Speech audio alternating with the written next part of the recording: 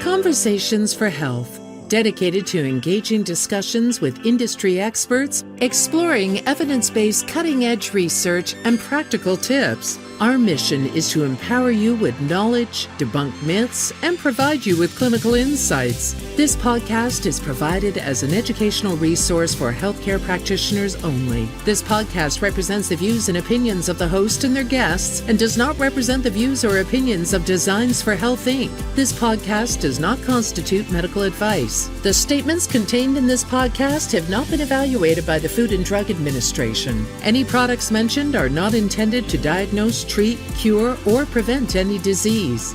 Now, let's embark on a journey towards optimal well-being, one conversation at a time. Here's your host, Evelyne Lambrecht. Welcome to Conversations for Health. I'm Evelyne Lambrecht, and today I'm joined by Dr. Dan Sullivan, naturopathic doctor with a focus on ADHD, executive function, neurodiversity through a functional medicine lens. Welcome to the show, Dan. Thanks so much for having me, Evelyn. I'm very excited to have this conversation today because we're talking about something, that's really important and something that's overlooked. Is many people with ADHD, they have the right plan and the right supplements and the right intentions, but they can't get started. So I definitely want to talk about that. And I also want to talk about your background and how you got into medicine and what you're doing now. So before we kick things off, what is lighting you up this week? What is lighting me up this week? I think the weather here in San Diego is finally as it should be. Sunny, beautiful, mid 70s. So I love getting out there in the sun, taking runs, getting on my bike. So I'm lit up just by that. And then the long weekend coming up here. Absolutely. Same. I feel like such a shift in the last 2 weeks. It's like, oh, I'm alive again. It was just seasonal depression. I know. We nice, really are so lucky here. Yeah. So Dr. Dan Sullivan is a licensed naturopathic doctor in California and New Mexico who helps patients optimize their mental, physical, and emotional health through a functional root cause approach. He earned his doctorate from Bastyr University, California, and holds a bachelor's degree in business management from the University of Maine, where he also played Division I ice hockey. He has completed functional medicine training from the Institute for Functional Medicine and is currently in the process of becoming a certified practitioner. And Dan, I would love to start by just hearing your story. How did you get into medicine and naturopathic medicine specifically? So I'll try to make that long story into a short one here. Growing up, I was an athlete, avid golfer, played baseball growing up, but hockey was my main sport. And so over the years, as any athlete is interested in, I was, kind of naturally drawn towards health optimization. What kind of a diet could I be eating? What are the exercise hacks that I could be doing to optimize my performance on the ice? And so, fast forward, my dream was to play in the NHL as a hockey player, and fortunate enough to have, succeeded. Going up the ranks in hockey, playing juniors, and then having the opportunity to play for the University of Maine at the Division I level. And so it was kind of right around that time in college where I was very fortunate to have met a mentor in the functional medicine realm. So he happened to be a chiropractor as well as an acupuncturist. And I don't even know how I stumbled upon him. I think it was just for acupuncture, looking for an edge in hockey.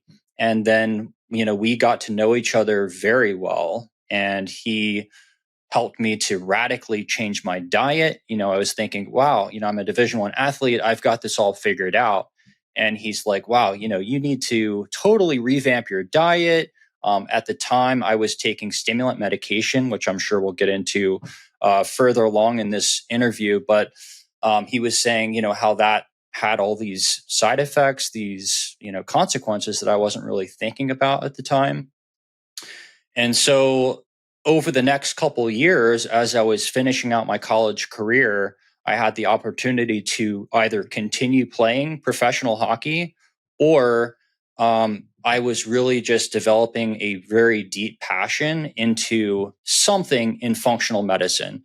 And so ultimately, I decided to steer away from a career in professional hockey. And then he took me under his wing. Basically, I started to work for him. I was, answering the phones, doing front desk, and inventorying supplement. Just making basically minimum wage. But I loved it, and I loved being around that type of medicine. And so I got my health coaching certification from IIN during that point in time. And then to kind of answer your question, how did I get into naturopathic medicine? He would take me to all these conferences.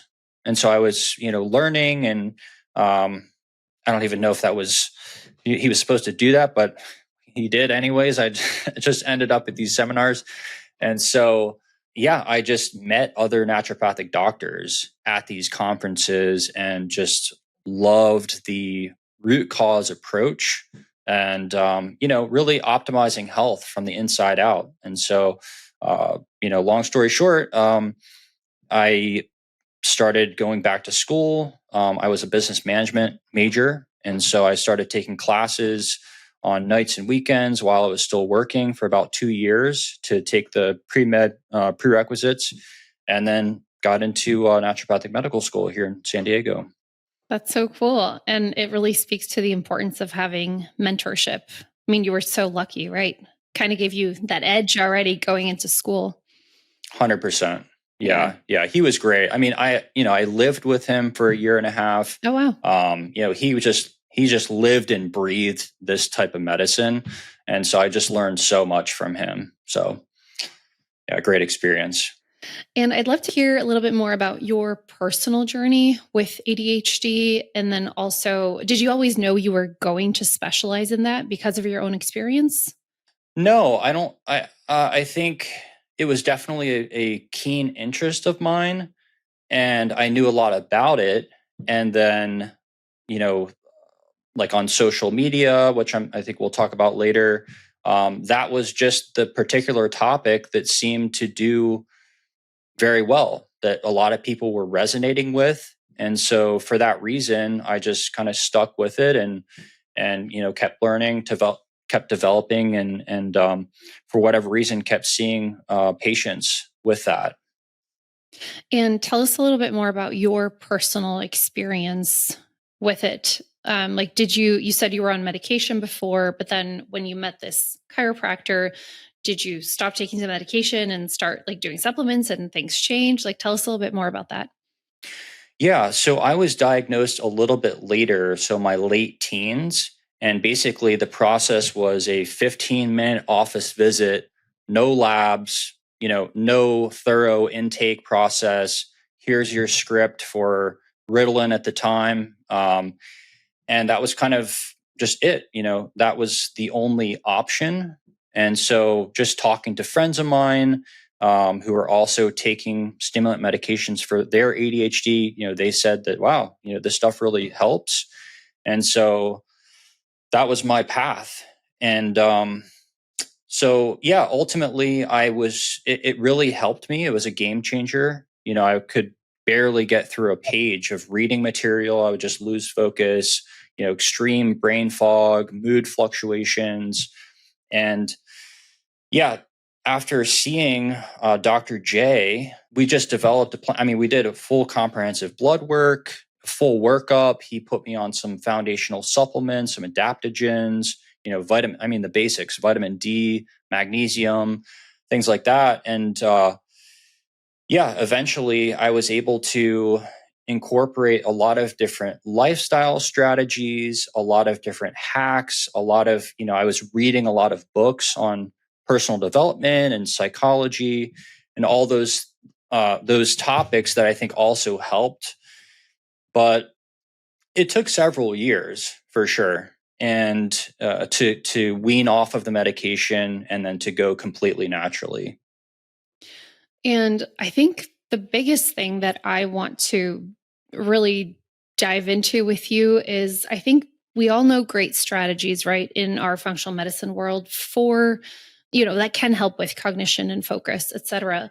But the biggest thing with ADHD is the biggest barrier is the executive dysfunction, right? And so patients have the best of intentions. You can give them the best plan, but then it's so difficult to actually either start it or to continue with it. So I'd love to hear how you address this piece specifically with your patients.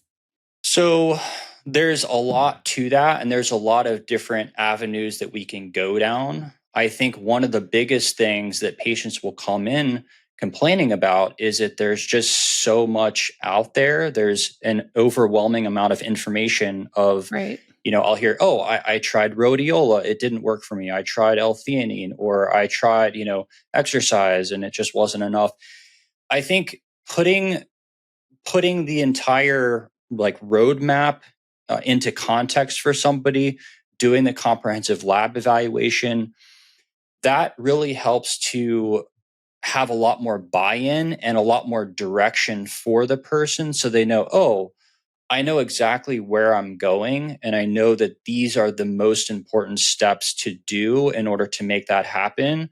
Granted, you do have to really distill it depending on somebody's executive function, right? If they're very overwhelmed already, you really can't give them too much. And I think that's, some of the art of just practicing medicine is to try your best to distill down and figure out what are those highest leverage supplements, what are those highest leverage activities or lifestyle changes that this person uniquely needs to start to implement in order for them to get some quick wins to develop that momentum. So whatever executive function they have access to, they're doing those things that I think could be needle moving activities.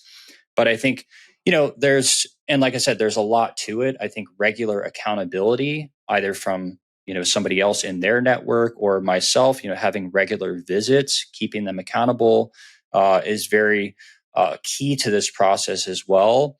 And I think the frequent lab values, so having objective data to start with, and then periodically checking in to have progress checks with them and say, oh, wow, look at all your numbers, everything is improving, or we still need to, work on this or that.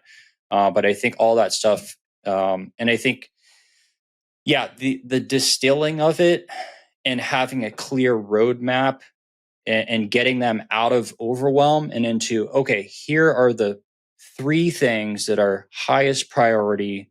Let's just focus on those to get the ball rolling. Yeah, thank you for sharing that. And I know it's individual, but I'll want to get into, what some of those things are that you're working on with patients. And I do think it can be so challenging, speaking from personal experience as well, with just kind of that, the perfectionistic tendencies, and then the shame that also comes from not doing those things, even if you have the accountability, because then you feel even worse, right? When you're accountable to someone and not doing it.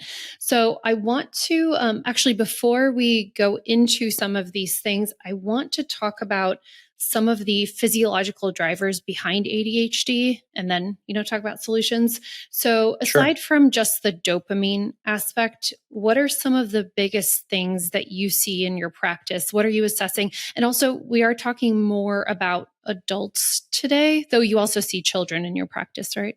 Correct. Mm-hmm. Okay. So I think in terms of drivers, obviously, yes, there is that genetic component, that dopaminergic component to ADHD. But I think there's a lot of things that really compound that and exacerbate that, namely a lot of different nutrient deficiencies, like your vitamin D, magnesium or RBC magnesium, zinc and copper. The ratio of the two, typically lower amounts of zinc, is very typical. Different thyroid imbalances as well, which can be exacerbated by the deficiency in zinc. Difficulties converting thyroid hormone, a lot of different gut issues and food sensitivities. So whether that's intestinal permeability, whether that's gluten issues, issues with dairy. There's so many things. Genetic variations and people supplementing with the wrong forms of B vitamins, for instance. And then I think, the biggest thing too is a lot of the lifestyle as well as the psychological stressors and I'd love to get into this more so, but like the self-esteem, the shame, all those types of things as well. I think those are really compounding variables to be taken into consideration when, taking a comprehensive look at a patient for sure. And we can talk about that a little more right now. So, are those issues that you are talking to your patients about? Do you send them to a therapist? Tell us more about that. Yeah, so it depends on the patient. Sometimes I will refer out, but I will have that conversation and recommend. There were a lot of books that were very helpful for me. Like, for instance, one of the most inspirational, transformative books for me was Psycho-Cybernetics by Maxwell Maltz, who was a plastic surgeon back, I believe, in the 1960s, but talked a lot about self-image. And so I think that's a big piece. And I've dealt with that myself personally, with just feeling, different. My brain works differently than other people. I think about things differently. It takes different strategies, different accountability, different systems, different task management strategies to really help me feel successful and to, get things done and be productive. So yeah, forget where I was going with that, but I think there's a lot there just in terms of, yes, the building up the self-esteem and the self-image, and then giving resources, books, different resources, videos of building them up. But then also, I think just that therapeutic relationship of meeting Right. with me and then, checking back in and just giving them not too much that they can chew at one point in time. So, having a couple things for them to do so it's manageable. And then when they start to do that and they feel they feel better, then they come back at the next appointment, wanting more and just feeling more buy-in and feeling more confident in themselves for having, been able to do that, and then feeling better as well from a mental standpoint, from a physical standpoint, that really then just helps to kind of build a positive cycle. So, this made me think of the question. You said you're checking in a lot with your patients. What does that actually look like? Are you're doing the initial visit, but then do they have to come see you for a certain number of sessions after? Tell us a little bit about how you do that at your practice. So the best results I've seen are with patients that have buy-in for a certain amount of visits. And that's in the form of like a package, basically, a 6-month package with an initial and then monthly check-ins, monthly visits, typically about an hour long. So those are kind of the best results, because I think psychologically, when you buy into something, you invest in something, you want to get your money's worth. And so I think that's really where you're kind of throwing your hat over the fence, and then, you're kind of forced to take action and follow up. Other patients, more than, happy to see patients visit by visit. But typically, yeah, there's definitely more hand-holding. There's more accountability that takes place in those first, I would say, 3 months, 3 to 6 months for most people. That's great. And Mhm. I'm curious about the labs or assessments that you run. You mentioned GI testing, you mentioned food sensitivities. What are some of your top things that you're always looking at when somebody comes to you with ADHD? So I always like to assess the entire person. And I've found the 2 tests that I run the most often are comprehensive blood work, as well as a GI map stool, or a stool test, comprehensive stool analysis, basically. So I'm trying to cast as wide of a net as possible with the objective data. And then I see my patients for an initial visit for upwards of 80 to 90 minutes. So I'm getting as much subjective information as possible from them about their diet, lifestyle, medication, supplements, all that kind of stuff. And then pairing that up with the data. So I'll run a lot of blood work. So, a full thyroid panel, a full hormone panel, In men, very important as well. I think it's a lot of practitioners are recognizing that men that are younger and younger are having lower and lower levels of testosterone. And testosterone has a massive influence on the frontal lobe, on the entire dopaminergic pathway, for women as well. That also applies, but estrogen, progesterone, the ratio there, a lot of women come in, stress levels are out of control, progesterone is in the tank. And then just in terms of other labs that I run, like I mentioned, the zinc and copper ratio, an omega check, full thyroid panel, obviously your basics, your CMP, CBC, vitamin D, and iron is a huge one. So serum iron, an iron panel with ferritin. And I see that a lot, especially in women, obviously, menstruating women, their ferritins. I mean, a lot of these women that come in, like we've seen, I don't know how many women with ferritins in the single digits, which is just wild how they're even functioning, let alone, thriving. And so trying to think of any other, DHEA, testing cortisol, AM cortisol, lipid panels, just for, general health versus the ADHD specifically, but, and then inflammatory markers reflective of their, B12 and folate status, like homocysteine, HSCRP. And so a lot of these people are also inflamed, which definitely takes a toll on all neurotransmitters. And then I think from the standpoint of the comprehensive stool analysis, there's almost always something going on or multiple things going on from that front. And so a lot of time, I mean, probably 80% of the time minimum, I'm seeing leaky gut, as well as, could be low elastase, a lot of different, levels of dysbiosis, H. pylori infections are cropping up very often.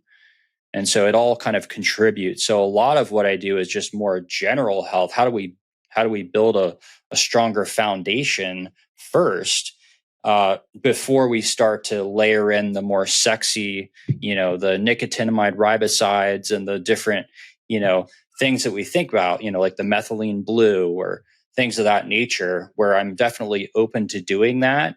But for almost 100% of the patients, there's a significant amount of foundational work that needs to be accomplished before we do that. Yeah. I feel like in every single episode, it's reiterated to just like go back to the foundations, go back to the basics and, save the biohacking for later, unless Definitely. you have those foundations down. Yeah. I'm glad you mentioned the omega check because I'm a huge fan of measuring that. I think it's underutilized in functional and integrative medicine, definitely in conventional medicine. So I'm curious, what's the reference range that you're looking for, or how do you use that in your practice? So I typically look for over 8% in the omega check. And so I use it a lot of times for just a great initial data point to make the patient, or especially the parent, like a lot of times I'll see kids with their omega-3 status is just in the tank, just to make them a lot more aware and cognizant of, oh, wow, this objective data point is telling us how poor your omega-3 status is. And we know how important that is for overall cognition, for ADHD, for depression, for all kinds of mental health conditions. And so it's more powerful when you have that data point to go off of versus just saying, here's some fish oil. It's really helpful for your brain and it's going to be good for your symptoms. It's just, I think it really helps out with the buy-in. And that's why I do that comprehensive lab evaluation at visit 1 or shortly thereafter to just say, hey, we need to do a lay of the land and see what's going on. And typically the omega check will come back with a lot of work to be done. Yeah. I was also curious, where do you like to see ferritin levels? I know it can kind of depend on like male versus female and, ages, but generally 70 to 100. Okay. And so for most women, I would say if they're menstruating, I rarely see a woman in that optimal reference range. Wow. It's sometimes it's in the 50s, 60s, but usually it's somewhere, could be even be as low as the teens up to kind of the mid 20s, 30s. A very common deficiency, or I guess not necessarily deficiency, but suboptimal status of. Yeah. And I don't know if, like, because you're always in naturopathic medicine doing so many things at once, right? Like you're fixing the omegas and the iron status and magnesium and vitamin D. But I'm curious, based on your experience, have you ever seen it where just getting ferritin to an optimal level actually improved symptoms of ADHD? Oh, 100%. Okay. 100%. That's great. Yeah. And I think it's just such a gray area as well, because ferritin is so important in so many other reactions other than Right. just manufacturing dopamine, involved in thyroid hormone metabolism, involved in just overall, carrying of of oxygen throughout the bloodstream. And so they're feeling more energized, so they feel better. They're, just thinking clearer. So, I don't know what percentage is an ADHD related benefit versus them feeling better, and then they're just able to function more optimally on an overall level. So tough to say, but yeah, that's a huge one, that if that's not optimized, or if it's they're really not going to get better. Yeah. Thank you for sharing that. And then in regards to the stool testing that you're doing, you mentioned H. pylori, you mentioned some dysbiosis. I'm curious, are there other patterns you've seen that are specific to your ADHD patients versus other patients who are coming to you with other issues? That's a good question. Sometimes I'll see a deficit in beneficial bacteria, but I wouldn't say I've seen clear patterns in the majority of my ADHD patients. They've got this going on. I think it is very just dependent. I haven't seen those patterns in doing this. It would be a cool study if there are any. That would be a cool study. I think there's more and more coming out about that, and the different organisms that have an effect on the dopamine pathway, but I think we're just so early on. Absolutely. And then in regards to food sensitivity, curious, what are the most common ones that you see? So that I have seen trends, and I would say by and far, gluten probably number one, with a close follow up being dairy. Sometimes I'll see egg, sometimes I'll see random like garlic, or Hmm. random vegetables come up, or very rarely animal protein like beef or chicken. It's almost always going to be that gluten and dairy. Yeah. Sounds pretty typical for a lot of issues that we see. All right. I want to talk about some treatments that you use in your practice. So we talked about some foundational nutrients a bit already, but I'm curious, like, how do you personalize it and how do you layer this in, like lay out, what that looks like in working with a patient? Yeah, so typically that first 3 to 6 months is really focusing on the other stuff that the person has going on, basically, that's accumulated, taking care of an H. pylori infection, or healing a leaky gut, or balancing their different hormones, optimizing their iron status, things of that nature. So once that's been accomplished, and I think that that's kind of an ongoing process to some degree, but I would say that that's the time where we can really layer in the next level of intervention, that we can talk about things like the mucuna, or the phosphatidylserines, or the nicotinamide riboside products, or NMN products. We also do a fair amount of IV therapy in here. I would say that's also very helpful for that initial phase of treatment, that first 3 to 6 months of, especially when there's a lot of dysfunction in the gut. There's a lot of absorption issues. They're not able to absorb very much or very efficiently when they're taking supplements orally.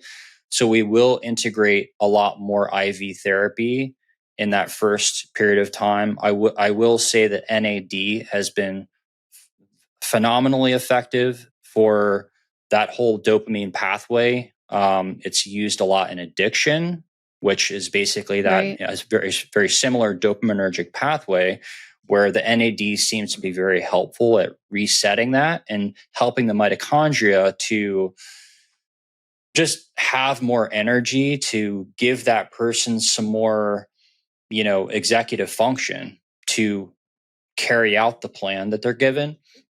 So I think those things are really, really helpful in those beginning phases to kind of dig them out of the hole that they're in.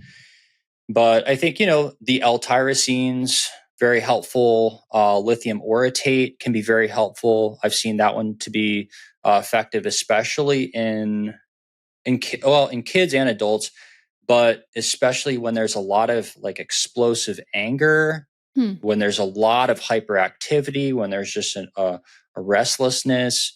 I just had a patient I saw for the second visit who I gave a low dose lithium orotate. And yeah, the mom was like kind of dumbfounded when we had the conversation. She's like, "Oh yeah, wow. I guess, yeah, when I was asking her about, how have the anger outbursts been?" She's like, "Oh, yeah, I guess we haven't had any of those in the past That's month." amazing. Yeah. So I think and then also just really layering in some of the other lifestyle strategies, like, body doubling is a powerful technique. The Pomodoro technique, there's different techniques as well that I kind of just, feel out the patient, where do they need support? Is it more supplements? Is it, more strategies to help with their productivity? A lot of times they have a lot of issues with task management.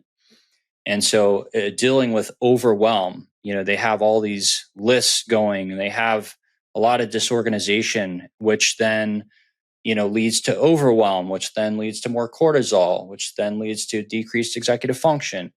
And so, trying to kind of unwind that to give them oftentimes a simplified, way of doing things and tracking things, keeping track of their tasks.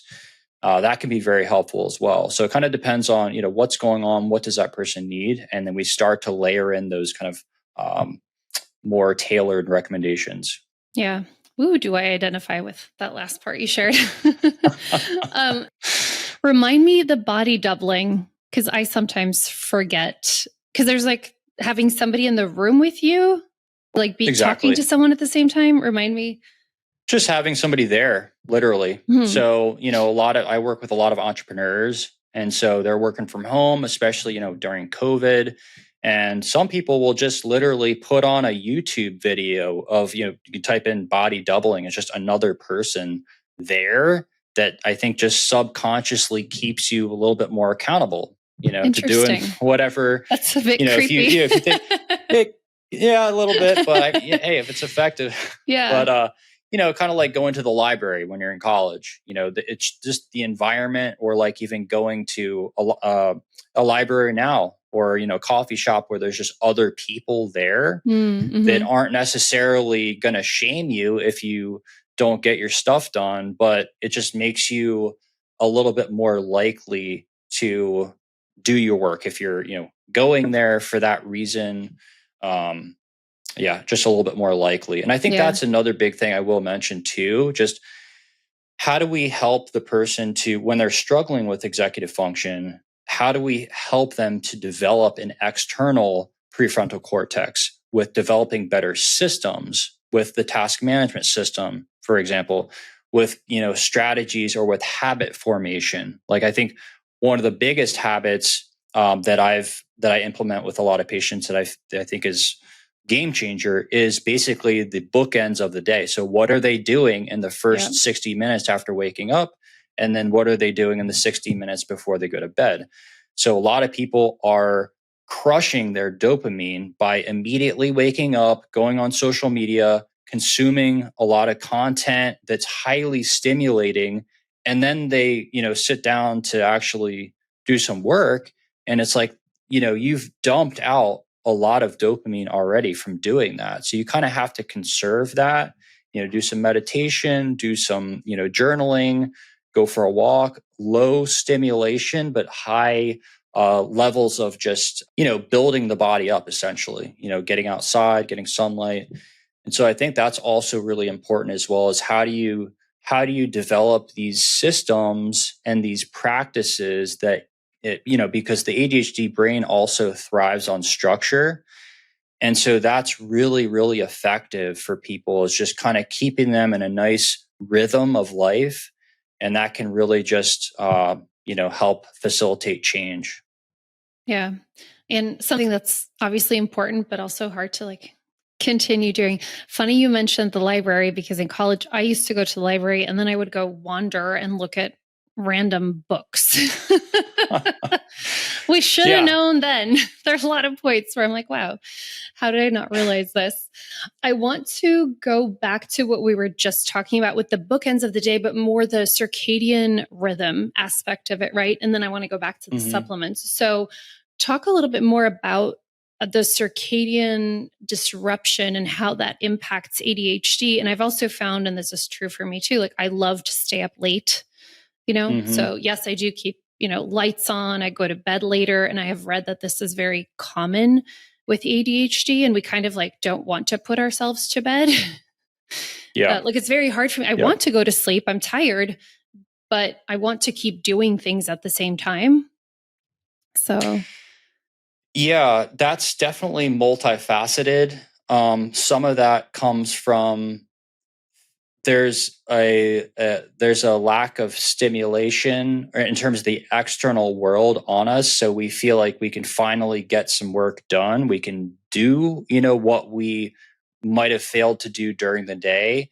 So I think that's part of it. I think some of it is, if we're, taking stimulant medications, that can also really exacerbate our sleep-wake cycle and going to bed later. Because typically I see this every day, is, patients will be taking their medication in the morning.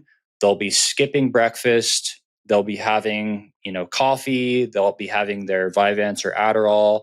And then they're literally just starting the first meal of the day at could be noon. And so then the meal timing also gets delayed. And so they'll be ending up, eating dinner at 9 o'clock at night or later sometimes. And so that will also then push back your desire to go to bed, and the hormones involved with that, right? If you're in a fed state, you're not going to be producing very much melatonin. And then I think the light exposure is another big piece of that. And then, with obviously blue lights, being on our devices, I think some of it, in terms of the boundaries, I see that a lot in people with ADHD, is the lack of boundaries. And I think that kind of ties back into the first point of not really getting what they needed to get done during the day. And then finally feeling like, oh, wow, I have the space, I have the kind of the energy or the bandwidth, the calmness to then do some great work. So I think there's a lot there, but I love blue blocking glasses. That's really helpful. I think just, the structure of the day, having routine, for instance, for myself personally, I have a smoothie almost every day, high protein, organic frozen blueberries, etc., in that smoothie around 8 o'clock every morning. And that just kind of really sets the tone and just starts the day. And then it's just so much easier when certain things are in place and they're done regularly. Meal timing is regular. That's another very common thing with ADHD, is the hyperfocus leading to the skipped meals. And then we're kind of stuck with feeling deprived of nutrition by the end of the day. So then it ends up being a larger dinner, which can, just postpone things as well. So a lot there. Yeah. So do you tell your patients, because I think, telling them oh, you need to do this for an hour in the morning, this for an hour in the evening, it's too much, right? But so when somebody is seeing you for the first time and you're working on that circadian part, do you just tell them like, okay, 5 minutes of sunlight like every morning, or what's the main thing that you're suggesting to them? I think that's definitely key. The light exposure. Our brains are highly susceptible to light, so that is a big lever to pull. I think trying to get some kind of regularity to their sleep, even if it's at, let's say they're going to sleep at midnight or 1 a.m., at least try to get that to a point where they're going to sleep every night at that time, and then slowly but surely dialing it back, 11:45 and then 11:30, and just kind of slowly. So it's these kind of imperceptible changes that accrue over time. Right. Okay. And then I want to go back to what you said about NAD IVs, because I find this really fascinating. We haven't really talked about them on the show. I think, if I'm not mistaken, for addiction, people actually go, is it like 10 days in a row and do like intensive treatment for hours a day? I'm curious, how do you treat it differently for ADHD? I'm assuming that somebody's not coming in like that for an extensive program, right? Not typically, and those are a more expensive procedure, so it is cost Right. prohibitive.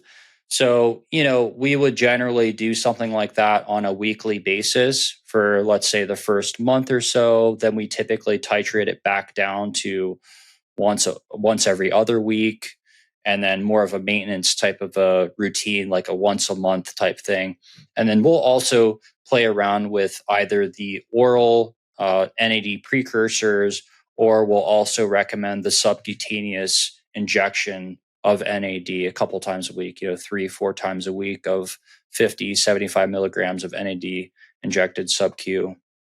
And then when you're using things like nicotinamide riboside or NMN, do you keep patients on that for a long time, or is it like a shorter intervention and then, you're kind of like good for a while, or do you really need to keep taking it? Yeah, that's a good question. I think I don't like to keep patients on something long term, just in general. I think it's a great helper for getting them to an optimal state, or just helping them to dig themselves out of the hole that their mitochondria might be in. And then once they're there, it's just my opinion, but I'm of the opinion that we start to titrate down. And I don't like when patients are on so many different supplements for long periods of time. They usually are for the first 3 to 6 months, when we're doing deep protocols, we're, deep healing at that point. But I think ultimately the goal is to use like a minimum effective dose philosophy. And so I think the same thing applies with the NMNs, the NRs, is, Yeah. Okay. use when needed type of a thing.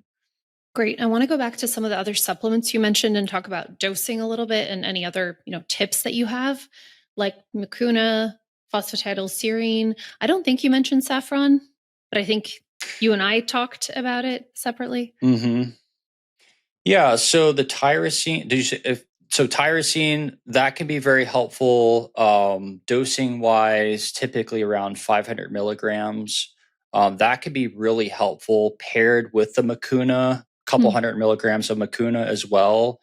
B vitamins, I think, there's different combinations. I know Designs for Health has some combinations there that are very helpful. And so one intervention I'll do a lot of times, especially a little bit later on in the treatment process, is when they're on stimulants. A lot of times they'll have that afternoon horrible crash. And I think that can be helped out with, by optimizing their underlying physiology.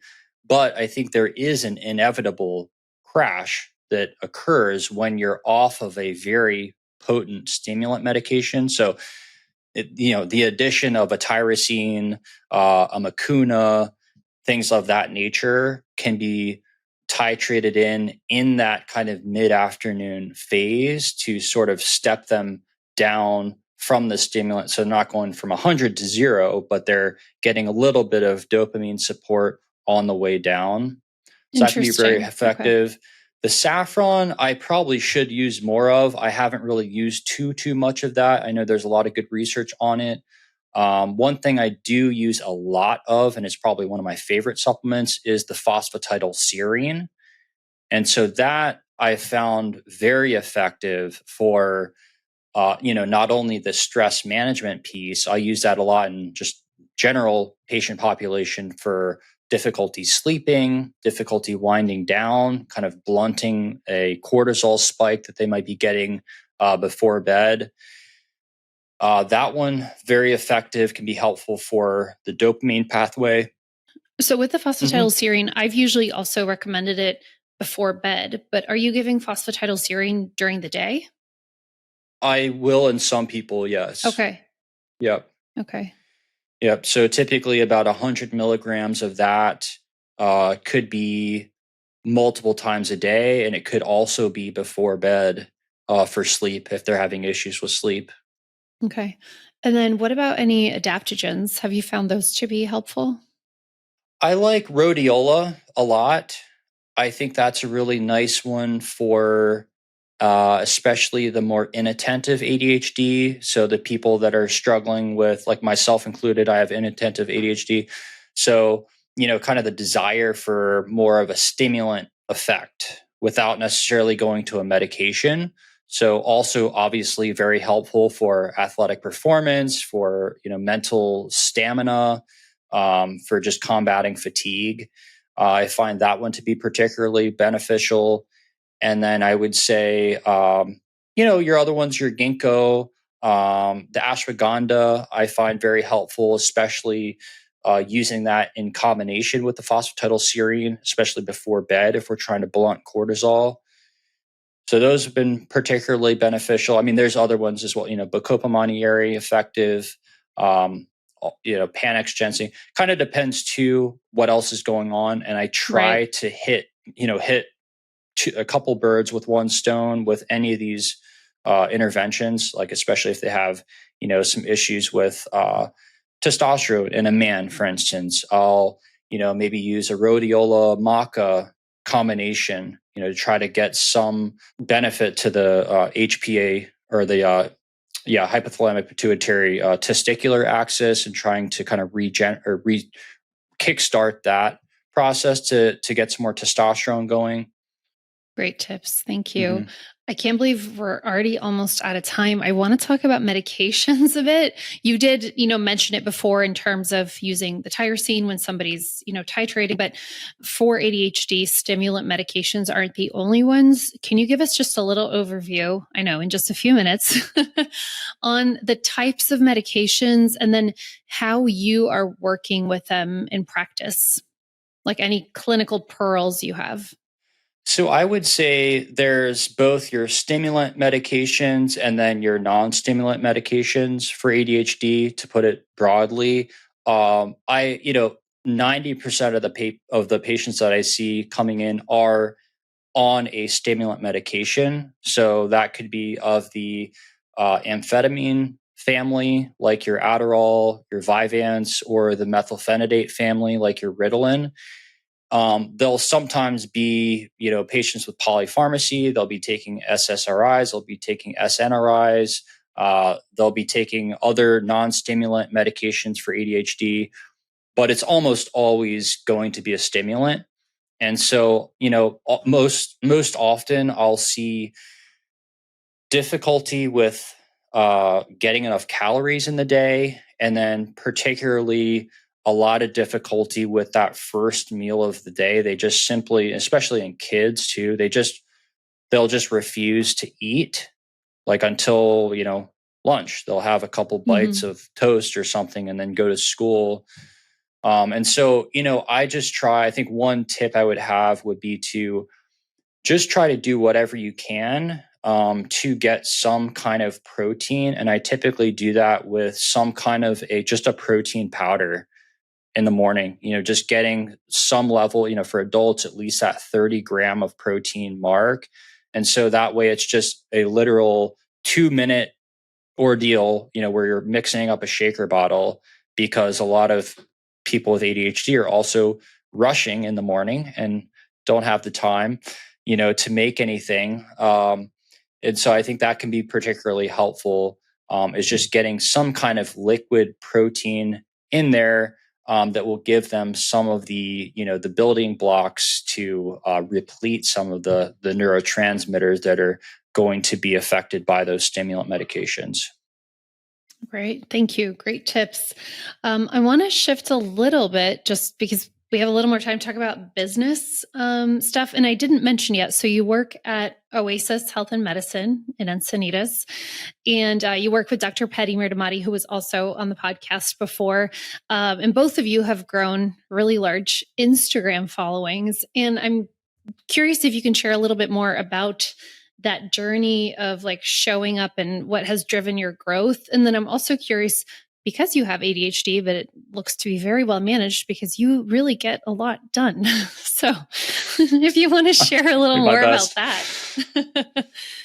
Yeah. So I think in terms of the social media, Dr. Petty has been instrumental. He really took me under his wing and showed me a lot of the ins and outs. And also just, I think I've been very fortunate in my life, for whatever reason, to having incredible mentorship.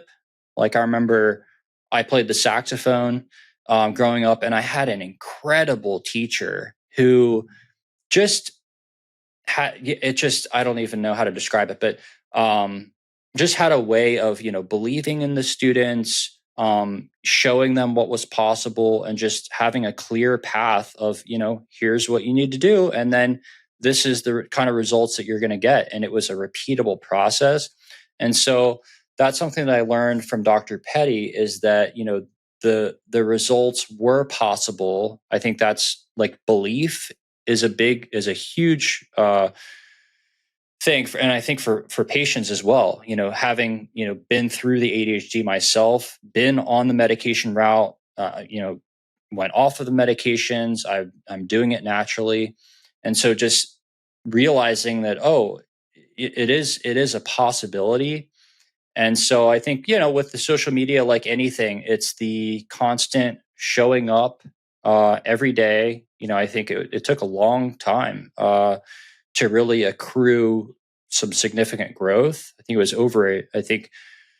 from 2 years ago, I think I, started around 1,500 followers, and then was posting almost daily for a year, and then got up to about the 10,000 follower mark. And then, the next year, it was a more dramatic growth curve, upwards of 150,000 over the following year. But yeah, I think it was just, getting over the discomfort of being on camera, and then just showing up authentically, just really doing my best to provide genuine value. And then I think along the way, just having someone in my court, like Dr. Petty, I think the feedback, here's what you could do better. And then actually doing that, actually being teachable. And then, just facing the feedback and not internalizing that as, I'm not good at this, or I'm not, any of those kind of limiting beliefs that come up, or I'm not getting the results. I think it was just, a belief in the process that it was possible, showing up consistently, and just doing my best to provide value. I love that. And I love that both of you share just really educational content.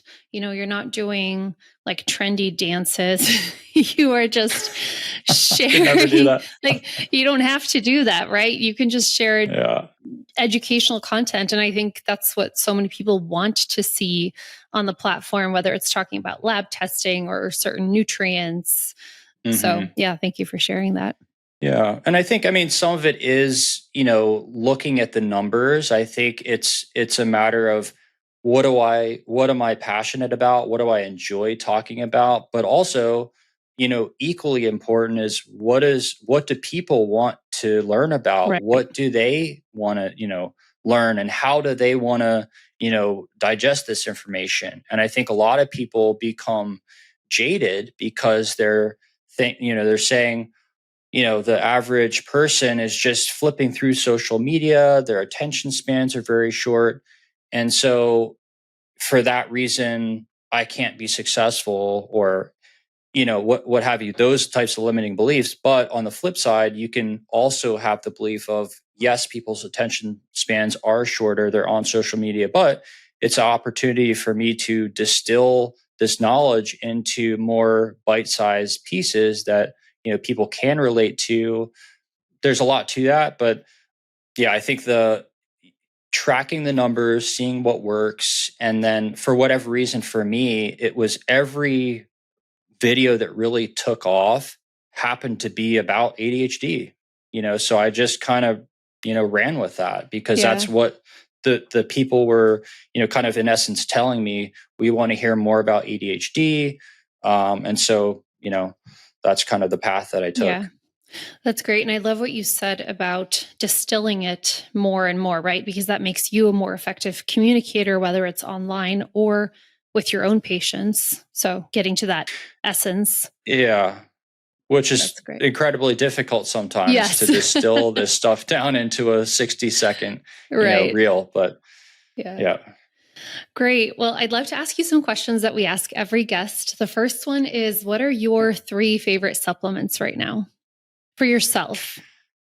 For myself, I would say I'm really liking the phosphatidylserine for myself. Very helpful for sleep, for just the stresses of, business, patient care.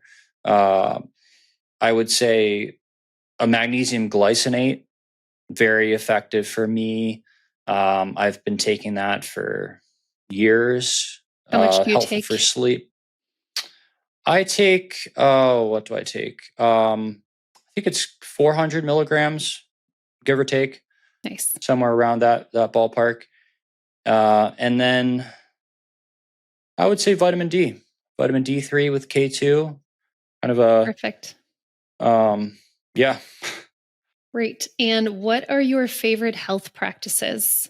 I know you mentioned some of them throughout the podcast, but what are your anchors in every day? I would say a meditative process. I meditate almost every day. That really helps me to ground. I would say a happy and fulfilling relationship with my significant other, who's also an amazing naturopathic doctor who you'll have to have on. She's lovely. She's great. I think that really just, brings me a lot of joy, grounds me. And exercise is another big one that really just helps me to feel my best, to feel energized. And, I mean, there's so many, but I think one that I'll mention that's always kind of been really instrumental in my life is reading books, and just always exposing myself to, new ways of thinking, new ideas. I just think it's the greatest thing in the world that we're able to, take somebody's life work, for instance, and they can distill that into a 200, 300 page book, or even a 6 or an 8 hour audio book. And we can digest that and just learn so much. And so, I'm a lifelong learner. So I think that really just keeps me motivated and keeps me inspired every day. Love that. And final question for you. What's something you've changed your mind about in your career? I think I used to place too much importance on the physical, the physiological, the medications, the supplement protocol, which I think is very important. Don't get me wrong, but I've just come to the conclusion that a person's how are they feeling emotionally? Are they living a life that they enjoy? Do they have healthy relationships around them? I feel like some of these intangibles are just so critically important as a base for those nutritional, the nutraceuticals to really, take hold and do what we want them to do. Absolutely.